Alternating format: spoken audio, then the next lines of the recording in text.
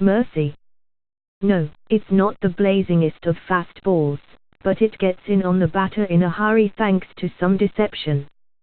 Anyhow, it's also worth noting that all 3 hits he allowed were singles, none of them well struck. After that effort, Kershaw's ERA dropped to 2.15, which is second only to Mike Leake among NL qualifiers. As well, he's now worked 62 2/3 innings, which leads the NL. He also bumped that excellent K/BB ratio to 7.75. Yes, Kershaw's allowed 7 homers on the season, which is a little out of character, but 3 of those came in his April the 8th start at Coors Field. Kershaw's in his age-29 campaign, so it stands to reason that he'd still be pitching at a high level. Still, he's done this so relentlessly for so long that it's easy to take him for granted. Over the past 6 seasons, he's won 3 Cy Youngs and finished no worse than 5th on those other occasions. Don't be surprised if more hardware follows in 2017. The Rangers are over 500 for the first time in 2017. Texas has won back-to-back AL West titles, but that didn't guarantee them an optimal start to the 2017 season. As recently as May the 8th, the Rangers were 7 games under 500 and in last place. Since then, though, things have changed. Wednesday night's win over the Phillies was the Rangers' 8th straight, and it also pushed them to above 500 for the first time this season. Yes, they still trail the juggernaut Astros by 8 games, but they're in second place for the moment. Yes, playing the likes of the Padres, A's, and Phillies mostly at home isn't exactly running the gauntlet, but a win streak is a win streak at some level. What may come as a surprise is the way the Rangers have been getting it done. Rangers rotation ERA watch, 3.35. Tops in majors. Iva Grant, at Iva_P_Grant, May the 18th, 2017. This is a team that's used 7 different starting pitchers thus far, that hasn't gotten a start from Cole Hamels since April, and that hasn't gotten a single pitch from Tyson Ross. Still and yet, here they are back in contention and being carried by the rotation. Yep, Fowler's fine when the Cardinals this off-season signed center fielder Dexter Fowler to a 5-year, $82.5 million contract. It raised some eyebrows. Yes, Fowler was a count-working leadoff hitter with some pop, speed on the bases, a capable glove at an up-the-middle position, and by all accounts a terrific clubhouse presence. However, the dollars seemed high given Fowler's occasional penchant for injury and the fact that he was going into his age-31 season. Fowler's utterly miserable start the season certainly didn't help matters. He reached his nadir on April the 17th, when a no-fer against the Pirates pushed his 2017 slash line down to 132/207/151. Suffice it to say, those were profoundly disappointing numbers. Fowler, though, is an established producer, and he was bound to turn it around. That's precisely what he did. Coming into Wednesday night's game against the Red Sox, Fowler had been hitting a sizzling 311/419/656 since that April the 17th low point. That's turning it around in a big way. Speaking of turning it around, that's also what Fowler did to this Rick Porcello fastball to start things off on Wednesday. That's Fowler's 5th homer of the season, which is pretty good power by the standards of leadoff hitters.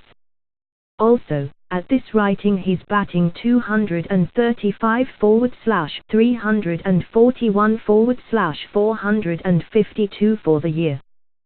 That's good production, and especially so considering the start he endured. What we're saying is that Dexter Fowler is good. As you were.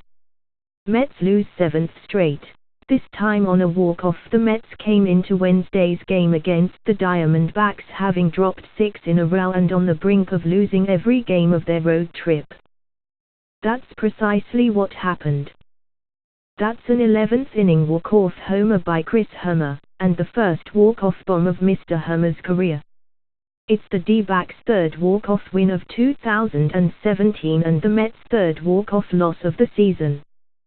This loss also marks the first time the Mets have been at least 7 games under 500 since September of 2014. In matters related, the Mets also have 8 players presently on the DL. Harvey's 2017 ERA now stands at 5.56.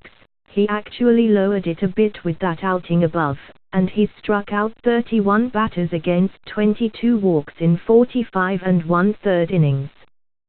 Throw in some velocity loss, and Harvey may be pitching his way out of the rotation if this keeps up. As for the Snakes, their bounce-back campaign continues apace. That's their 3rd win in a row, and they remain narrowly ahead of the Dodgers and in 2nd place in the NL West. Among NL teams, just the Dodgers and Nationals can top Arizona's current run differential of ±34. Rays continue to sell out for power coming into Wednesday. The Rays ranked 4th in baseball with 56 home runs, trailing only the Brewers, 65, Nationals, 62, and Yankees, 58. Tampa Bay plays in a much more pitcher-friendly home ballpark than those 3 clubs, especially the Brewers and Yankees. The Rays added to their season home run total against Indians righty Josh Tomlin on Wednesday, smacking 2 early home runs against the right-hander. Corey Dickerson got Tomlin in the 2nd, then Logan Morrison got him in the 3rd. Here is Dickerson's blast, his 3rd in the last 2 days, at Corey Dickerson hits one to the land of no return. pic.twitter.com/9KB1RQsGMLB, at MLB, May the 17th, 2017. Tomlin did not make it out of the 3rd inning Wednesday. He allowed 6 runs on 7 hits, including the 2 homers, in only 2 1/3 innings. Tomlin now has a 6.86 ERA on the season. Cleveland's starters overall have a 5.15 ERA through 39 games, if you can believe that. Anyway, the Rays are hitting plenty of home runs this season. Jesus Zucker added another homer in the 9th inning Wednesday and their hitters are selling out to get to that power. No team in baseball swings and misses as much as Tampa Bay. Rays now have 917 swings and misses on the season. Next closest team, Cole, is at 727. The Process Report, at Process Report, May the 17th, 2017. The Rays struck out 10 more times Wednesday, giving them a 27.0% strikeout rate this season, easily the highest in baseball.